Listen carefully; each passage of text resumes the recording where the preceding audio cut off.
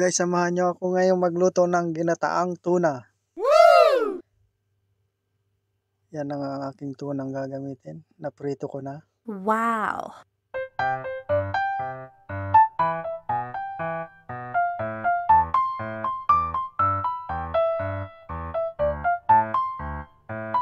Ating igisa muna ang bawang at sibuyas. Woo!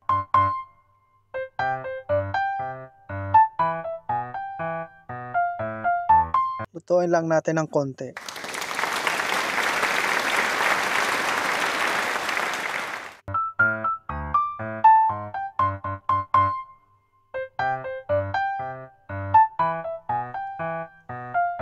Pagkatapos niyan ibabalibang ko na ang gata. Woo! At binalibang ko na nga ang gata, guys. Hintayin lang nating maluto ang gata.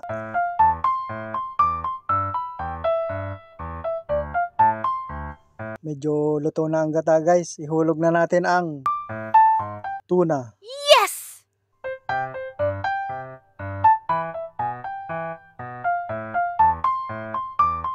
Prinito ko yan para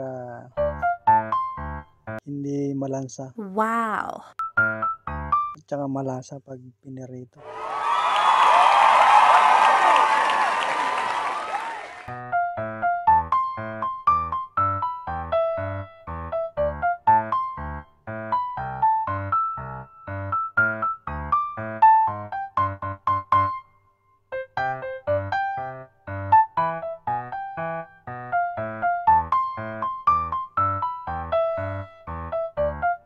Mga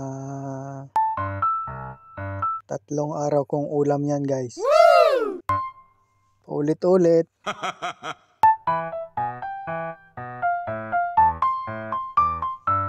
Sinasabi nilang pangat. Pangatlong init. Yan, kumukulo na, guys.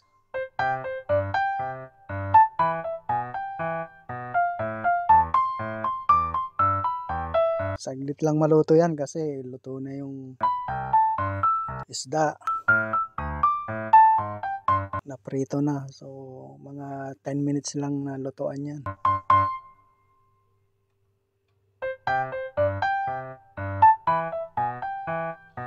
Piyadong umaate ko na naman to.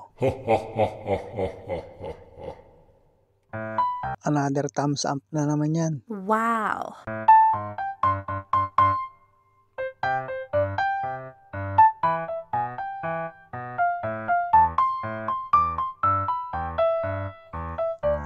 So, malapit nang maluto.